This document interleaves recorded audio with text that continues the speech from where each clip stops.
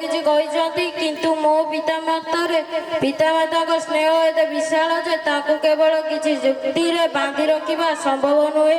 ତେଣୁ ମୁଁ ସେମାନଙ୍କ ଉଦ୍ଦେଶ୍ୟରେ ଗୋଟିଏ କ୍ଷୁଦ୍ର କବିତା ପ୍ରସ୍ତୁତ କରିଛି। ମୋର ମମତା ଶୀତଳ ଛାୟା, ବାପାଙ୍କ ସାହସ ଅପାର ମାୟା, ଦୁନିଆ ଭିତରେ ହଜିଲା ବେଳେ ସେ ଦୁହେଁ ସାଜନ୍ତି ମୋର କାୟା।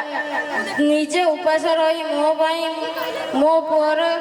ମୋର ପରେ ସୁଆଦ ଭାତ, ଝଡ଼ ବରଷାରେ ଆଗକୁ ବଢ଼ିବାକୁ ବାପା ମୋ ଧରନ୍ତି ଶକ୍ତ ହାତ। ଭଗବାନଙ୍କୁ ମୁଁ ଦେଖିନି କେବେ, ସେମାନଙ୍କ ରୂପ ଦେଖିଛି ତାଙ୍କ ଚରଣରେ ସ୍ୱର୍ଗ ମୁଁ ଭୁଲିବିନି କେବେ ସେ ଦୁହେଁଙ୍କୁ।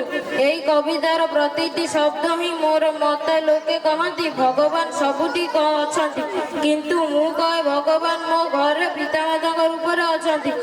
ଆମେ ଜୀବନରେ ଯେତେ ବଡ଼ ପଦବୀରେ ପହଞ୍ଚିଲେ ମଧ୍ୟ ପିତାମାତାଙ୍କ ପାଖରେ ସବୁବେଳେ ଛୋଟ ପିଲାଟିଏ ହୋଇ ରହିବା, ସେମାନଙ୍କ ସେବା ହିଁ ଆମର ଶ୍ରେଷ୍ଠ ଧର୍ମ।